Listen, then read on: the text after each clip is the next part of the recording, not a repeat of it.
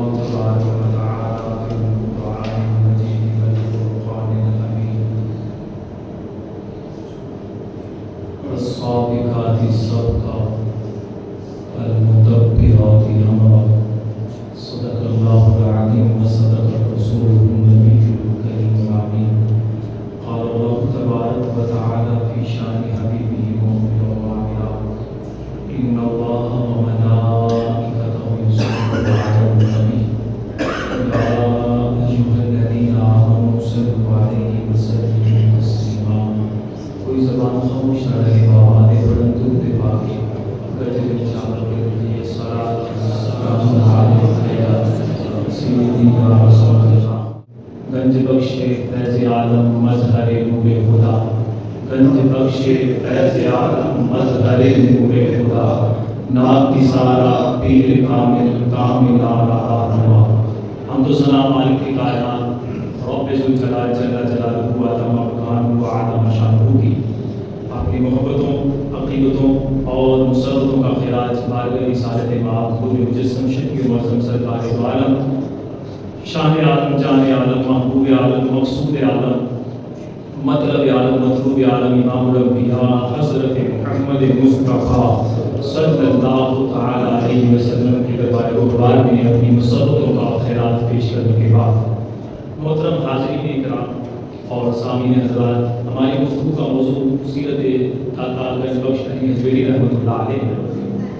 داتا گنج بخش علی اجمیری رحمۃ اللہ علیہ کی سیرت طیبہ پر مختصر یہ کہ حضور داتا گنج بخش علی اجمیری رحمۃ اللہ علیہ تاجدار لاہور بھی ہیں، یوں کہہ لیجیے کہ ثانی رحمۃ اللہ علیہ نے لکھا ہے کہ لاہور شہر تمام شہروں کا کتب ہے۔ آگے آپ فرماتے ہیں اس کے کتب ہونے کی وجہ کیا ہے؟ آپ فرماتے ہیں کہ لاہور شہر کی تمام شہر کو برکات پہنچی۔ اس کی اصل وجہ حضور داتا گنج بخش علی اجمیری رحمۃ اللہ علیہ کا لاہور شہر میں بسیرا ہے۔ حضور داتا گنج بخش علی اجمیری رحمۃ اللہ علیہ، آپ کا نام علی ہے، والد کا نام عثمان ہے، اور داتا صاحب کو مانتا بھی وہی ہے جو علی کو بھی مانے عثمان کو۔ حضرت علی مرتضیٰ شیر خدا سے خالی محبت نہ رکھتا ہو، حضرت عثمان کی بھی عقیدت کا دم کرتا ہو، علی بن عثمان۔ اور دوسری بات کہ حضرت داتا گنج بخش علی اجمیری رحمۃ اللہ علیہ نجیب الطرفین، یعنی الحسنی بھی ہے الحسینی بھی ہے، دونوں طرف سے آپ کا سلسلہ امام حسن اور امام حسین دونوں شہزادوں سے جا کر ملتا، حسنی حسینی سید ہے۔ سن 400 ہجری کے اندر آپ کی پیدائش افغانستان کے ایک شہر غزنوی کے اندر ہوئی، اسی وجہ سے آپ کو غزنی بھی کہا جاتا ہے، اور اجمیر اس علاقے کا تھا، اجمیری بھی کہا جاتا ہے۔ اور پھر اس کے بعد تقریباً 34 سال کی عمر میں حضور داتا گنج بخش علی اجمیری رحمۃ اللہ علیہ دین اسلام کی اشاعت کے لیے لاہور تشریف لائے۔ کتنے سال کی عمر میں؟ 34 سال کی عمر میں۔ اور پھر آپ نے اللہ رب العزت کے احکامات کی تبلیغ کرنا شروع کی، احکامات ربی کے ساتھ، فرامین مصطفیٰ کے ساتھ، اپنے کردار اور اخلاق کے ساتھ اور اپنی کرامات کے ساتھ بے بہا کفار کو مسلمان فرمائے، اور جو مسلمان تھے ان کو راہ راست پر لائے، ان کو صراط مستقیم پر گامزن فرمایا۔ اور آپ نے اپنے جہاں پر ڈیرا لگایا وہاں پر آپ نے مسجد کا بھی افتتاح فرمایا، خود امامت فرمایا کرتے۔ اس پر بھی کرامات ہیں، لیکن وہ بھی آپ نے کرامات دکھا کر لوگوں کو قبلہ رو کی صحیح سمت دکھائی۔ تو حضرت داتا گنج بخش علی اجمیری رحمۃ اللہ علیہ کی بے شمار تعلیمات ہیں، لیکن آپ کی تعلیمات کا ایک محور اور مرکز، چمکتا ہوا سورج، آپ کی کتاب کشف المحجوب ہے۔ آپ حضور داتا گنج بخش علی اجمیری رحمۃ اللہ علیہ کی کا فیضان حاصل کرنا ہو تو کسی بھی بزرگ کا فیضان حاصل کرنا ہو تو ان بندہ پڑھ کر فیضان حاصل کر سکتا، کہ ان کی تعلیمات کیا ہیں، ان کی تعلیمات پر عمل کرتے چلے جائیں، بندہ راہ راست پر آتا چلا جائے۔ حضور داتا گنج بخش علی اجمیری رحمۃ اللہ علیہ یوں کہیے کہ لوہریوں صدقہ داتا کا کھا رہے. جی ہاں، حضور داتا گنج بخش علی جبیر رحمۃ اللہ علیہ کے بارے میں بے بہا ہے کہ بلکہ آنے والے جنہوں نے یہاں پر آپ کے ہاں چلا کاٹا، عبادات کرتے رہے، بلکہ اپنے پرائے سب آتے رہے، غیر مسلم بھی آئے، حضور داتا کے فیض سے فیض پا کر گئے. اور کیسا فیض کہ حضور داتا گنج بخش علی جبیر رحمۃ اللہ علیہ نے اتنا فیضان عطا فرمایا کہ وہ غیر مسلم تھا، آپ کے فیض سے وہ مسلمان ہو کر پڑا، دل میں نور ایمان لے کر پڑا. یہ حضور داتا گنج بخش علی جبیر رحمۃ اللہ علیہ کی شان و شوکت ہے. اللہ تعالیٰ ہمیں داتا حضور کا فیض نصیب فرماتا.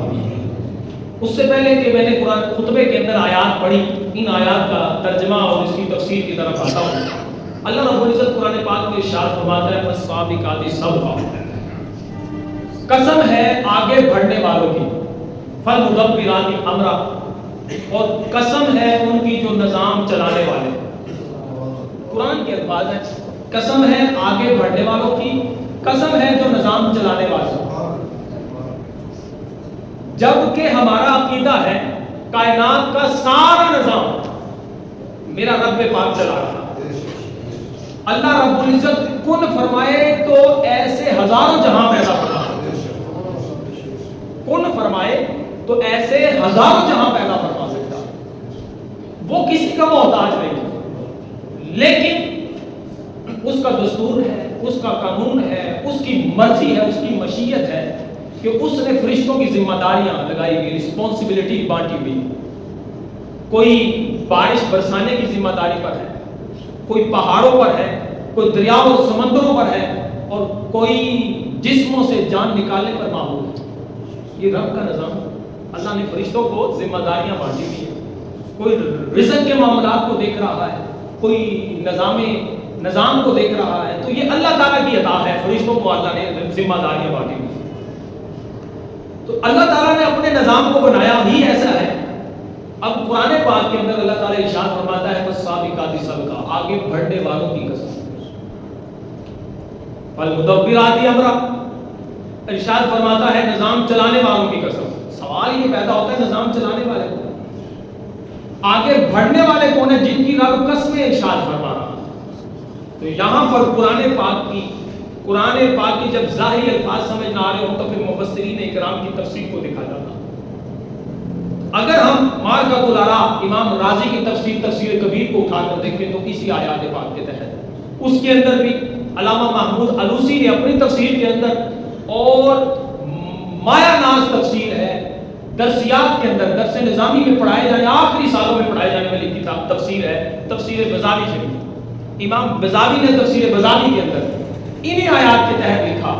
آپ فرماتے ہیں یہاں پر اللہ رب العزت جو قسم ارشاد فرما رہا ہے، ان سے مراد اللہ کے وہ مقرب بندوں کی روحوں کی قسم ارشاد فرما رہا ہے کہ جو رب کا قرب حاصل کرنے میں آگے بڑھنے والے، جو رب کے قرب کو حاصل کرنے میں مقرب بارگاہ الہی بننے میں آگے بڑھنے والے، وہ اللہ کے نیک بندے، اولیاء کاملین، صالحین، وہ اللہ کے حضور آگے بڑھنے والے.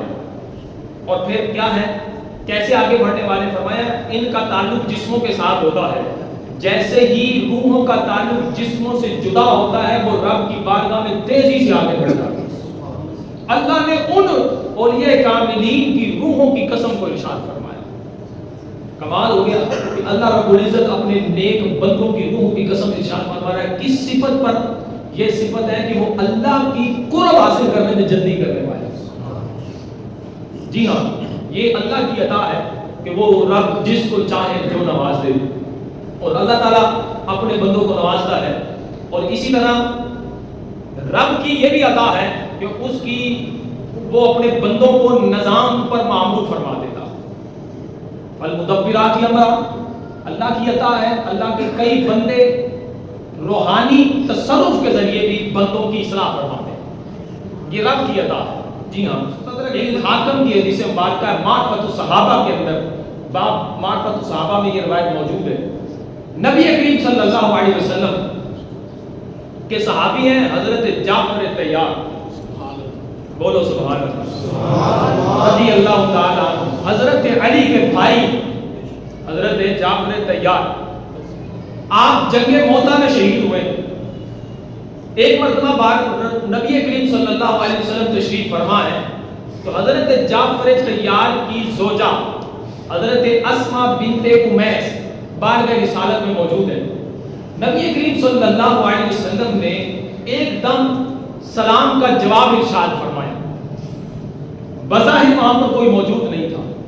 حدیث مبارکہ کا مفہومی ترجمہ کر رہا ہوں، مستدرک الحاکم کے اندر لکھا. بظاہر وہاں پر کوئی موجود نہیں تھا. تو حضرت اسماء بنت امیس نے پوچھا یا رسول اللہ کس کو جواب ارشاد فرمایا؟ فرمایا ابھی جعفر سے گزرے تھے، مجھے انہوں نے سلام کیا تھا، اس کا جواب ارشاد فرمایا.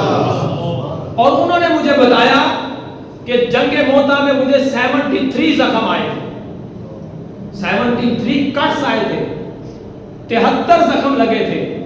اور جنگ کے اندر جو جھنڈا دائیں ہاتھ میں تھا، جب دایاں ہاتھ کٹا میں نے بائیں ہاتھ میں لے لیا تو بایاں ہاتھ کٹ گیا. تو اللہ تعالیٰ نے اس شہادت کی بدولت مجھے 2 پر عطا فرمائے ہیں. آج ان روحانی طاقت کی وجہ سے میں ان فرشتوں کے ساتھ پرواز کرتا ہوں، جا چاہتا ہوں. اللہ کی عطا ہے، اپنے رب کو، اپنے بندوں کو رب جیسا مرضی نوازے. اب یہاں پر دیکھیے گا نبی کریم صلی اللہ علیہ وسلم نے سلام کا جواب بھی ارشاد فرمایا ہے اور بندوں کی ڈیوٹیاں فرشتوں کے ساتھ لے سکتے. اللہ کے بندے ہیں حضرت جعفر، ہمیں سبق مل گیا. اور آگے حضور داتا گنج بخش علی اجمیری رحمۃ اللہ علیہ کون ہے؟ اللہ کے بندے. رب جسے چاہے جیسا نظام لینا چاہے، جیسا کام لینا چاہے، اللہ کی عطا ہے جس سے جو لے. ہم اس پر ریسٹرکشنیں نہیں لگا سکتے. ہاں ایک غیر مسلم تھا جو اعتراض کیا کرتا تھا، صحابہ پر بھی اعتراض کرتا تھا. وہ ایک مرتبہ حضور داتا گنج بخش علی اجمیری رحمۃ اللہ علیہ کے مزار میں جو بھی لوگ آتے نا وہ ان کو آ کر برگلاتا تھا اور ان سے اعتراضات کرتا تھا. بہت بڑا غیر مسلموں کا عالم تھا. حضرت علامہ قمر الدین سیالوی رحمۃ اللہ علیہ بڑے پائے کے عالم گزرے، وہ وہاں پر موجود تھے. داتا صاحب کی ملحق مسجد کے اندر موجود تھے. آپ کے مریدین بھی وہاں پر، حلقہ احباب بھی موجود تھا. اور آپ ان کے درمیان بیان کر رہے تھے کہ وہ غیر مسلم آ گیا اور آ کر جب آ رہا تھا تو مریدوں نے کہا کہ یہ وہ غیر مسلم ہے جو لوگوں کو ٹینشنیں دیتا ہے، لوگوں کو ذہن خراب کرتا ہے، شیطانیت پر چلاتا ہے. تو اس کا بھی مقصد وہاں پر آنے کا یہی تھا کہ میں حضرت خواجہ قمر الدین سیالوی رحمۃ اللہ علیہ سے کچھ سوال کروں. تو آپ کے پاس آیا اور آپ کے پاس کہنے لگا کہ آ کر آپ چلے جائیں. آج کل تو کنسٹرکشن کا داتا صاحب کا کام کا سلسلہ جاری ہے. وہاں پر ایک تختی لگی ہوتی تھی، وہاں پر اس تختی پر یہ شعر موجود ہوتا تھا: چراغو مسجد و محراب و منبر، چراغو مسجد و محراب و منبر، ابو بکر و عمر و عثمان و حیدر. یہ شعر وہاں پر در لکھا ہوتا تھا. وہ کہتا ہے کہ یہ دیکھیں کہ اس شعر کا کیا مطلب ہے. اس کا مطلب یہی بنتا ہے چراغ کی طرح روشن، مسجد کے رات عزت و شان والے، محراب اور منبر کے وارث ابو بکر، عثمان، عمر، حیدر ہے. تو آپ نے فرمایا ہاں اس کا یہی مطلب ہے. اس نے کہا دیکھو تم کس پر ایمان لاتے ہو؟ آپ نے فرمایا نبی کریم صلی اللہ علیہ وسلم آخر زمان نبی پر. کہا کہ پھر نبی پاک کا قصیدہ گانا چاہیے تھا، ان کی شان و شوکت زیادہ ہے، ان کے ساتھ تعلق تمہارا زیادہ ہونا چاہیے، تو ان کی تعریف بیان کرتے. تم نے خلفائے راشدین کی تعریف کی طرف آ گئے. تمہیں چاہیے تھا محمد عربی پر ایمان لاتے ہو تو محمد عربی کے قصیدے گاؤ نا. اعتراض عام ہونا تو وہ کہے گی واقعی صحیح بات کہہ رہا ہے. لیکن حضور خواجہ قمر الدین سیالوی رحمۃ اللہ علیہ تھے. آپ نے اپنے مریدین کے سامنے اس کو جوابات دینے شروع کر دیے. اس آبجیکشن پر کافی اعتراضات کے جوابات، اس اعتراض کے کافی جوابات دیے، لیکن وہ مطمئن نہ ہوا. لیکن مجبوری تھی کہ وہاں پر مرید حلقہ احباب تھا، آپ کو مطمئن کرنا تھا. آپ خاموش ہوئے کہ اتنے کے اندر آپ خود فرماتے ہیں، کتب سیرہ کے اندر لکھا ہے کہ حضور داتا گنج بخش علی اجمیری رحمۃ اللہ علیہ کا روحانی تصرف دیکھیے گا کہ وہاں سے ایک روشنی آئی اور حضرت خواجہ قمر الدین سیالوی رحمۃ اللہ علیہ کے سینے سے ٹکرا گئی. اور فرماتے ہیں کہ اسی وقت یہ جواب ذہن میں آیا اور آپ نے فرمایا سن اس شعر کا مطلب کیا ہے جس شعر کو تو لے کر اعتراض کر رہا ہے. کیا وہ مسجد و محراب و منبر ابو بکر و عمر عثمان و حیدر، اس کا مطلب یہ ہے کہ نبی کریم صلی اللہ علیہ وسلم ہی کی شان و شوکت کو بیان کیا جا رہا ہے۔ وہ کہتا ہے کیا مطلب ہے آپ کا؟ کہا مطلب یہ ہے کہ سرکار علیہ الصلوۃ والسلام کی دامن سے جو وابستہ ہوا زمانہ اس کا ہو گیا ہے، دامن مصطفیٰ سے وابستہ ہوا وہ یگانہ ہو گیا۔ تو وہ کیا مطلب ہے؟ کہا یہ ہے کہ حضرت ابو بکر صدیق نے دامن مصطفیٰ پکڑا تو اللہ تعالیٰ نے ان کی عزت و شان روشن فرما دی۔ حضرت عمر نے دامن مصطفیٰ پکڑا، اللہ رب العزت نے ان کی عزت و شان شوکت مسجد کی طرح احترام والی بنا دی ہے۔ اور حضرت عثمان اور حضرت حیدر نے دامن مصطفیٰ پکڑا تو حقیقی مسجد و محراب کے وارث حضرت عثمان اور حضرت علی۔ تو مطلب یہ ہے کہ ان کی شان بھی میرے آقا کی بدولت ہے۔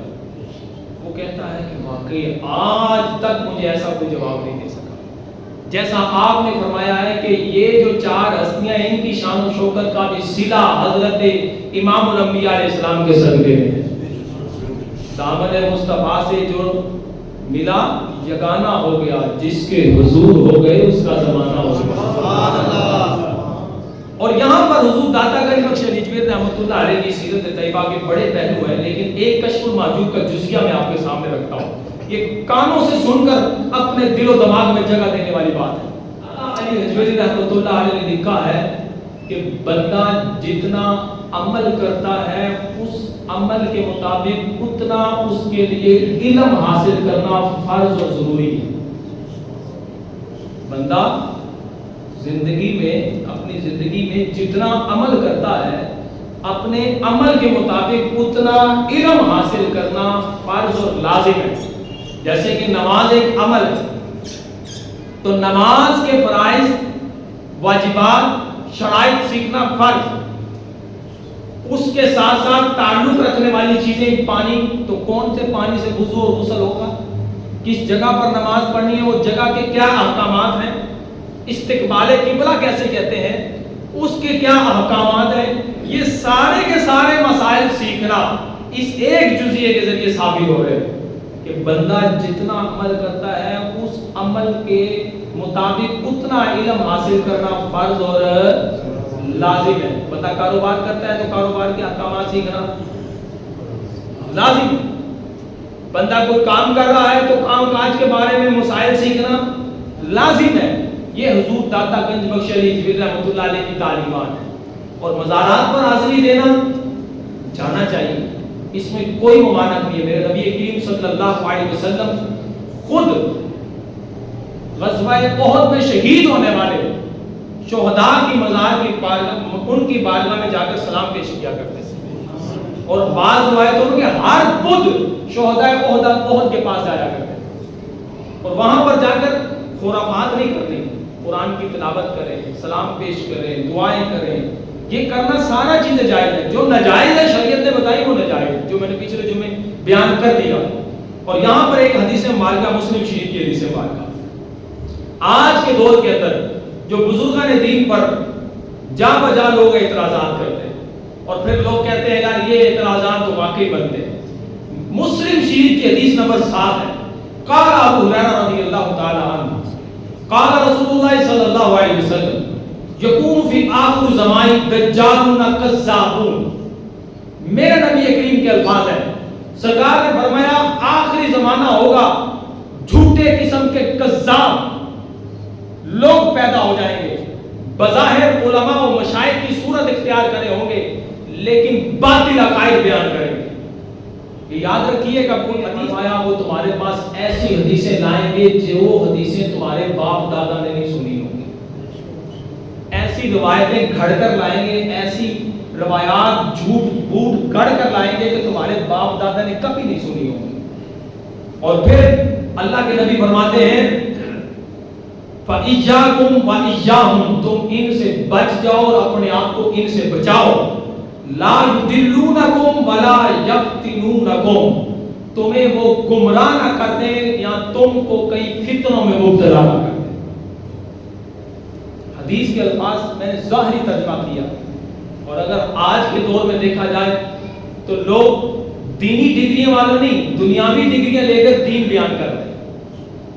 کوئی انجینئر ہے تو آ کر احکامات بیان کر کے لوگوں کو عقیدے بگاڑ رہا، کوئی ڈاکٹر ہے تو وہ جناب آ کر اسلامی تعلیمات کو بیان کر کے لوگوں کا بیڑا گرک کر رہا، اپنے اپنے طرف سے کچھ زیادہ نشین ہے اور وہ لوگوں سے پیسے لے کر لوگوں کو گناہوں کی طرف مائل کر رہا،